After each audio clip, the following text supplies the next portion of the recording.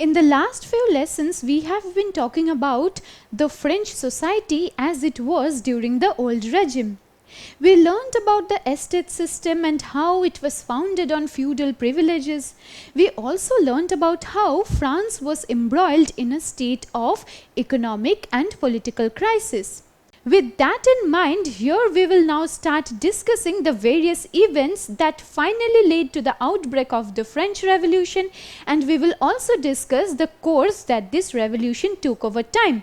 So let us now begin this lesson on the outbreak of the French Revolution. Now we have learnt about the Estates General, that was a representative body of all the three estates, and it was the body through which the French monarch consulted the members of the three estates. We have also learnt that though this body was representative in nature, it was not a permanent body, and it was last summoned by the French monarch in the year 1614. Now we were talking about how France was embroiled in a state of economic crisis, and at that point the French monarch Louis XVI decided that he would impose new and very heavy taxes on the members of the third estate. Now the monarch was thinking of any way or any strategy through which he could make his idea known to the people. So what did he think of? He knew that the Estates General would be the only way to consult the members of the third estate, and to this end the king now decided to summon the Estates General. So after many long years, the Estates General was finally summoned. So let us now find out when the French monarch Louis XVI summoned the Estates General and how this session of the Estates General panned out eventually. Now on the May of 1789, King Louis XVI decided to summon the Estates General, which is why he now proposed this idea before the members of all the three estates. And it took quite some time for this news to reach the French population. And when this news reached the French masses, they were then busy electing the deputies or the representatives of the three estates. Now the first and the second estates did not require a long time to elect their representatives who would represent those two estates at this Estate General session.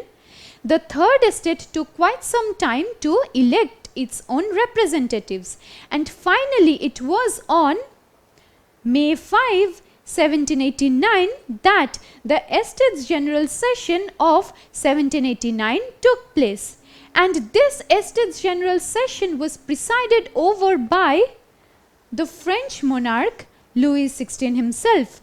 Now this was a very crucial event that led to the outbreak of the French Revolution. So now it is imperative on our part to find out what happened in this Estates General session of 1789. To conduct this Estates General session of 1789, a resplendent and magnificent hall at Versailles was prepared. If you see, you will be able to understand how huge and magnificent this hall was. But beneath the facade of being a magnificent hall, this Estates General session of 1789 wasn't just as good. Why am I saying so? Let us now find out who were the ones who attended this session and how discrimination was prevalent among the members of the three estates in this Estates General session as well. Now if you look closely at this image, you will be able to see some people are seated up front. Now these were the members of the two estates. The first and the second estate sent 300 members each, and they sat up front right opposite each other. And if you look closely, you will be able to see that many people are standing here. Well, these were the 600 representatives of the third estate. Now does this not seem unfair to you? The representatives of the first and the second estates got places to sit, while on the other hand the third estate representatives did not even get a space to sit. Well, from the very structure of the Estates General session itself, we can understand how discriminatory this was in nature. And now we will find out the main purpose or the aim behind the king summoning this Estates General session. Now, right after this Estates General session was presided over by the king Louis XVI, he made it very clear as to what was the intention of this session. His opening speech established that he was there to secure collective approval of the imposition of increased taxes on the Third Estate. Now, the Third Estate members were not at all willing to accept the imposition of more and increased taxes on them. They were the ones who were poor. They were the ones who were reeling under the economic crisis in the French society. And the onus of paying more taxes also fell on the Third Estate itself. So, needless to mention, they were against this imposition of taxes, but the legislative structure that was proposed by the monarch in this Estates General session of 1789 changed the course of action. So let us now find out the legislative structure that was proposed by monarch Louis XVI. Now, Louis XVI proposed that the three estates should meet as separate assemblies. That is to say, the first estate, the second estate and the third estate would meet as three separate assemblies. But when it came to voting on the issue of the imposition of taxes on the third estate, they would then vote together as one assembly. So this was the idea that was proposed by King Louis XVI. Now this sounds a little difficult for us to understand. Let us now understand this voting system in greater detail. To put it simply, the voting system that was proposed by King Louis XVI was one estate gets one vote. So there was a total of 1200 representatives who represented the three estates. Now, the first and the second estates had 300 representatives each, and while on the other hand, the third estate had 600 representatives. Now, this is understandable from the fact that 98% of the French population was included in the third estate itself. So, from this we can understand why there were 600 representatives from the third estate. And the voting system that was proposed by King Louis XVI was that each of these estates would get one vote each. So the first estate would get to cast one vote, the second would get to cast another vote, and the third estate would get to cast the third vote. So three estates would cast three votes in favor or opposition of the imposition of taxes on the third estate. Now, what was the intention behind this voting system that was proposed by King Louis XVI? We should try to understand why he proposed this voting system. It's not as simple as it seems. This is because this proposed voting system was meant to outvote the much larger third estate. Now, we have learnt that the first and the second estates were numerically weaker, be that in the French society or within the Estates General itself. And so, the monarch was very intent on imposing taxes on the third estate itself. The first and the second estates also had no intention of paying taxes for the French economy to recover, which is why this voting system was proposed. In this voting system, the first estate and the second estate with their one vote each would outvote the third estate. First and the second together would get to cast 2 votes in favor of the imposition of taxes on the third estate. And while the third estate was much larger in number, it had only 1 vote. So, against these 2 combined votes casted by the first and the second estates, the 1 vote that would be cast by the third estate would be nullified.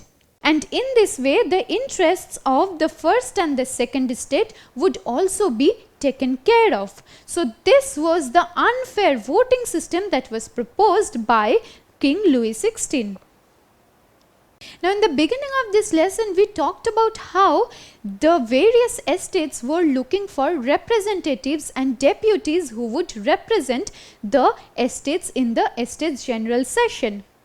Now, the third estate was represented by the bourgeoisie, the affluent landowners. And these were people who were inspired by the Enlightenment philosophers. We have learned that how the bourgeoisie were inspired by the Enlightenment philosophers like Voltaire, Montesquieu, Rousseau, and they were aware of the ideas of liberty, equality, fraternity. They were the ones who called for the concept of liberty to be achieved. And they were in no way willing to accept the unfair and the discriminatory voting system that was imposed on them. And so, they now proposed an alternative voting system. And this alternative voting system that was proposed by the third estate was very democratic in nature. Now, what do we understand by democracy? By democracy, we mean that all the people living in any country or any nation would get to cast their vote and elect their representative. So, the voting system that was proposed by the king was opposed by the members of the third estate, and instead these people now proposed that each representative should get to cast 1 vote. So, they were not of the opinion that each estate should get to cast 1 vote. So, the representatives of all the 3 estates who attended the Estates General Session should be given the power and the authority to cast a vote in favor of or opposition to the imposition of taxes. So, to put it simply, this alternative voting system posited that 1 representative should get 1 vote. So, instead of this first estate, second estate and third estate casting 1 vote each, now each representative will get to cast 1 vote. So, the 300 representatives of the first estate would get to cast 300 votes, and it goes the same for the second estate as well, and the 600 representatives of the third estate would get to cast 600 votes. So, in this way, this voting system was very democratic in nature, in the sense that all the representatives would be able to exercise their own say. In the former voting system that was proposed by the king, the third estate would get to have no say in this political affair that pertained to the imposition of taxes. But now, if each representative gets to cast 1 vote, the decision, whatever that comes out, would be very fair in nature. Now, doesn't this system seem quite familiar to you? Well, this democratic system of voting and election is in place in most modern independent democratic nations. In India as well, we get to cast 1 vote each, as in each citizen gets to cast 1 vote to elect their own representative. So, in the truest sense of the term, the third estate members, or to be very specific, the bourgeoisie, were inspired by the rational and democratic ideas of the Enlightenment philosophers, and well, this was a very good manifestation of the same. Now, before proceeding with this lesson and finding out how the members of the first and the second estate responded to this alternative voting system, let me ask you a question. The alternative voting system that was proposed by the third estate was 1 estate is equal to 1 vote, 3 estates are equal to 1 vote, or 1 representative is equal to 1 vote. Which of these do you think is the correct answer? Well, the correct answer is 1 representative is equal to 1 vote. This democratic voting system was proposed by the members of the third estate. Now, the members of the first and the second estate had no intention to come to any agreement or negotiation. This is because they were not at all willing to pay taxes to recover the French economy. They were the ones who were living off feudal privileges. Why would they want to pay taxes? They wanted all the taxes to be imposed on the third estate only.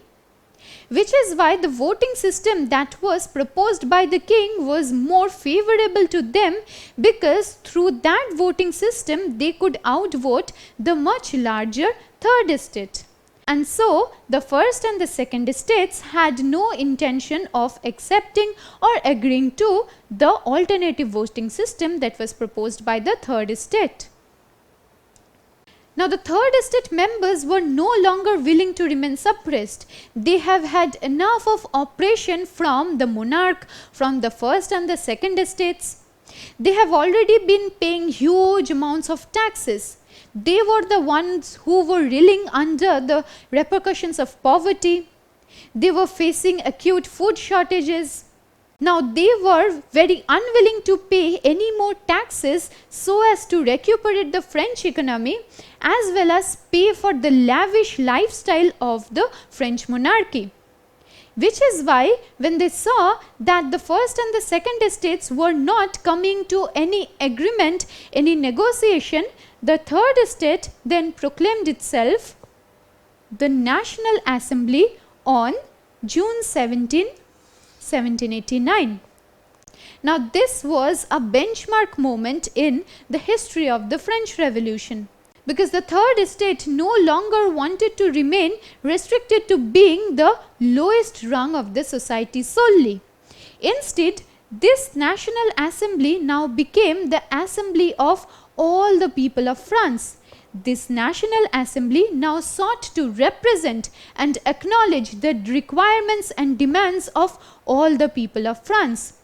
And when we talk about all the people of France, we talk about the majority or the huge bulk of population that comprised the third estate.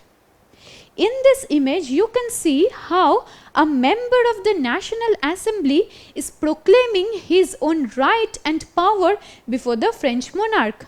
So, the National Assembly was in no way ready to accept the oppression and the suppression that was formerly meted out to the third estate members.